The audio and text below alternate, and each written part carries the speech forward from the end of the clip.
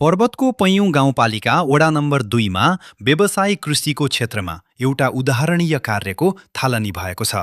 यहाँ सञ्चालित श्री गाउँबेसी कृषक समूहले शनिबार नयाँ प्रविधिको प्रयोग गर्दै सामूहिक रूपमा अदुवा र अकबरे खुर्सानी लगाउने कार्य सम्पन्न गरेका छन्।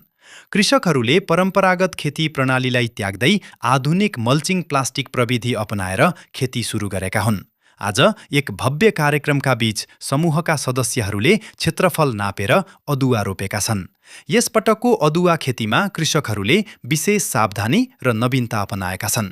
अदुवा रोपेपछि त्यसको माथिबाट काठको धुलोले सापो मल्चिङ गरिएको छ, जसले माटोको चिस्यान कायम राख्न र झारपात नियन्त्रण गर्न मद्दत पुर्याउँछ।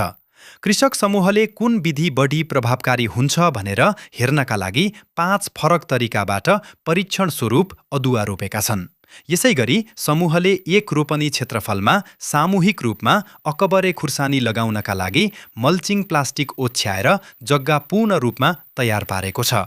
कार्यक्रममा गाउँबेसी कृषक समूहका हुमलाल अधिकारीले सामूहिक कार्यले कृषिमा लागत घटाउने र उत्पादन बढाउने विश्वास व्यक्त गर्नुभयो।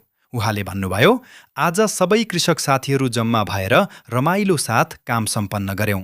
यो सामूहिक भावना र कार्यलाई हामी सधैँ यसरी नै निरन्तरता दिनेछौं। त्यस्तै पैयुँ गाउँपालिकाका कृषि शाखा प्रमुख विश्वास अधिकारीले कृषकहरूको यो उत्साहलाई प्रशंसा गर्दै आधुनिक प्रविधिको प्रयोगले नै कृषिमा समृद्धि आउने बताउनुभयो।